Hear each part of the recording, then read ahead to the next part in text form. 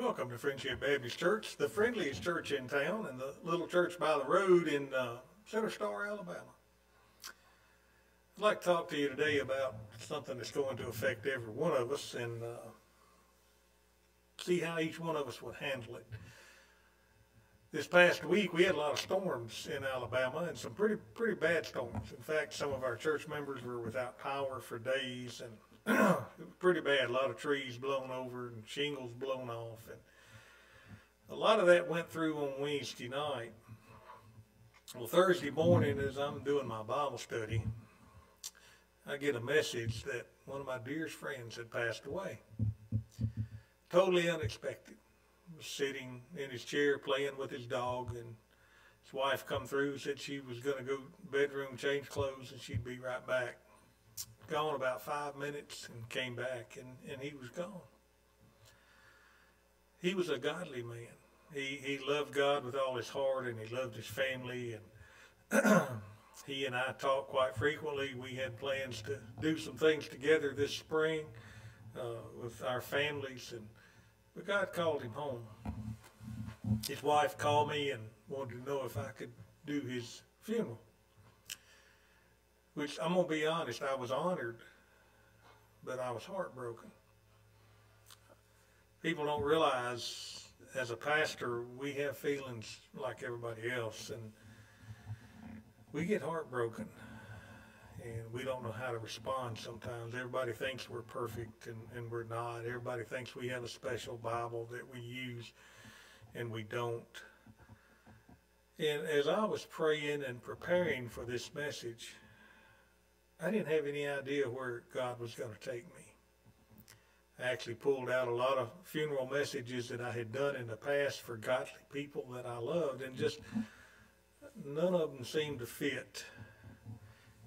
And I was really praying to God and seeking his face about it, and that started on Thursday, and the funeral wasn't going to be till Monday. Visitation was on Sunday, and we had something here at the little church by the road this past Sunday that's very unusual. We had a Gideon speaker come, and I support the Gideons 100%.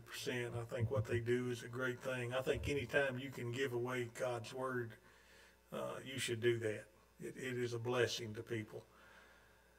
But however, every Gideon speaker I'd ever heard had been kind of dry. Let's just put it that way.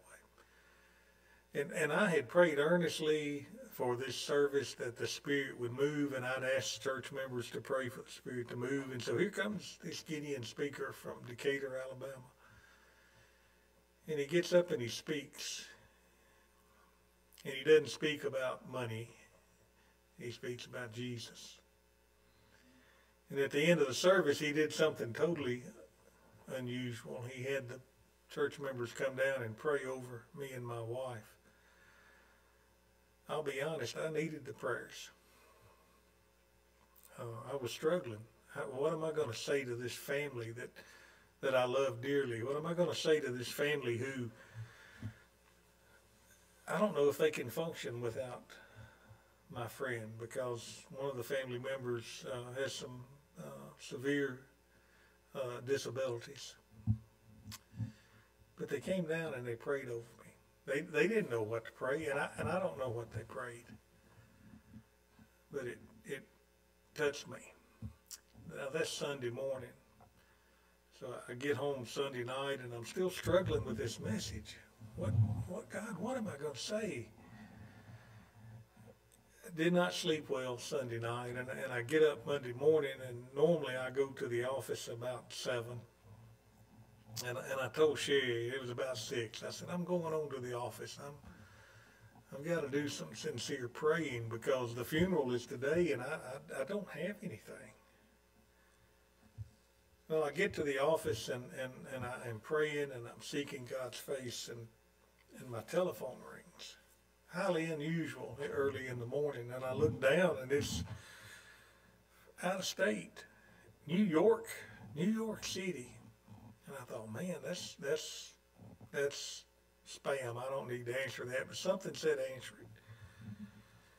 And it was a man that I met a year ago who lives in New York City, who's a godly man, and he said, DeWayne, I just saw the post on Facebook that you have to do a funeral for a dear friend. He said, let me pray for you. And I'm getting cold chills now. He said, I just want to pray for you. And here was his prayer, almost word for word. He said, God, I pray that you supply DeWayne everything that he needs today. Wow. I hung up the phone and I turned my Bible to Psalms 116:15. And here's what it said. It says, precious in the sight of God is the death of one of his saints. And I knew that. And I knew that God was ready to welcome my friend home. I believe when he got there, God said, welcome, come on home. And that encouraged me. And then I said, God, how do I minister to his family? They're heartbroken. And he took me to the most unusual place in the world, Ecclesiastes. And I know what you're thinking. Well, there's a time to live and a time to... No, it was not that. It was Ecclesiastes, the 7th chapter. And I've never even preached on this. And here's what God said. God said, it's better to be in a house of mourning. It's better to be at the funeral home with a saint who has died than to be out into the world partying. And I'm thinking, God, what kind of message is that? And here's what he said. Everybody is going to die someday. The question is not, are you going to die? The question is not even, when will you die? The question is, are you ready to meet God? That's the question. My friend was ready. He and I had talked about it many times.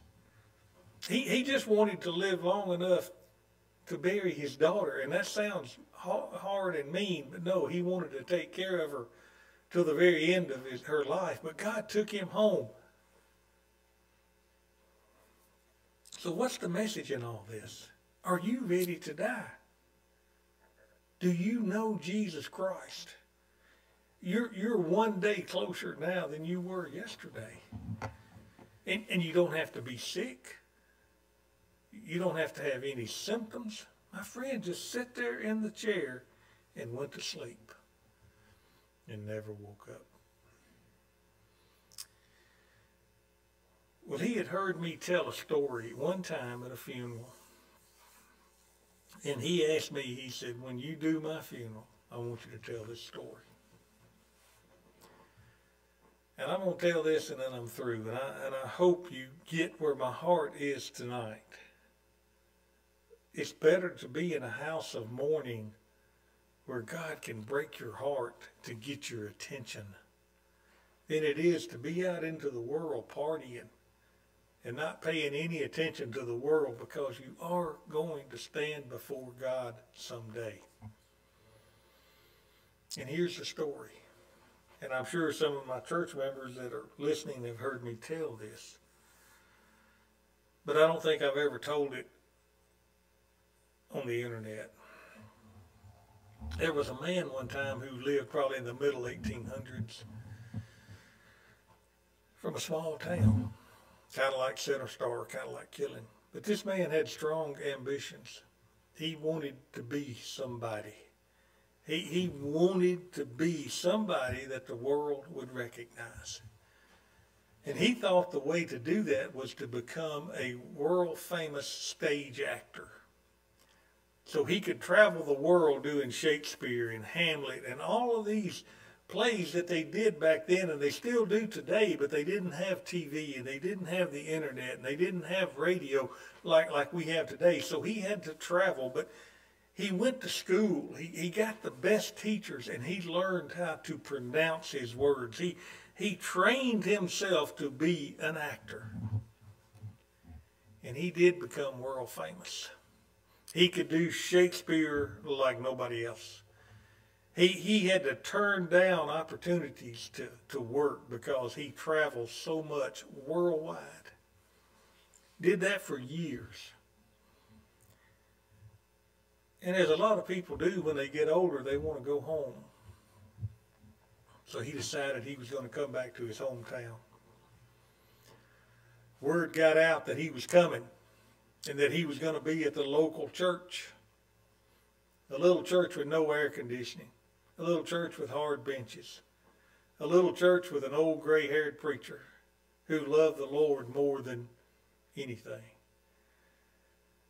And he agreed to come to this church, and they had asked him, will you stand up and recite the 23rd Psalm? And word got out that he was coming on such and such a day, and people came from everywhere. The little church was packed. People hanging in and out of the windows trying to get a glimpse of this world-famous actor who was going to recite the 23rd Psalm, who was going to do it like they'd never heard it before.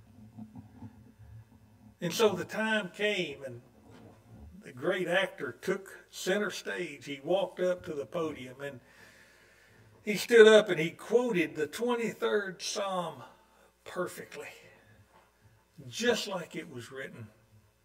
He put the punctuation just like it should have been. He emphasized the words that he should have emphasized. He did not miss a lick. It was perfect. And when he got through, nothing happened.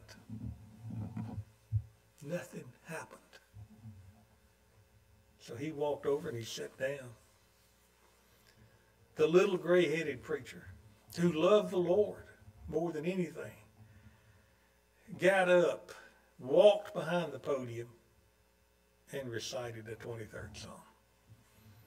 He mispronounced some words. He missed some punctuation. He didn't emphasize the correct words that he should have. But he recited the 23rd Psalm from memory. And when he got through, the altars were full. People were weeping and praying. People were crying out to God. People were communicating with God. And here sat this world-renowned actor. And his friend was sitting beside him, and his friend leaned over and punched him and said, I do not understand. What happened? You did it perfect. You did it perfect, and nothing happened. This old man who can't even walk, who can't even talk good, who cannot read good, got up and look what happened. The world-renowned actor with tears in his eyes looked at him and said, I can tell you exactly what happened. I know about the shepherd, but that preacher knows the shepherd. Big difference. My friend, when he died, he knew the shepherd. And I'll be honest, as I was sitting there that morning and I was praying and I was seeking God's will, God took me also to the book of Revelation. And here's what it said in the book of Revelation. He said, I saw a water fountain flowing from the throne. And he goes on and he tells what all he saw. And I'm thinking, my friend has seen all of this. He's not walking by faith now. He's walking by sight. He has seen it all. Thank God one day I will see the same thing. But are you ready? That's the key. Do you know about the Bible? Do you know about Jesus? Can you recite the 23rd Psalm, but it doesn't mean anything in here? Or do you know Jesus Christ as your personal Savior? Because one day you're going to stand before Him and you are going to give an account. And today's the day of salvation. Thank you for listening.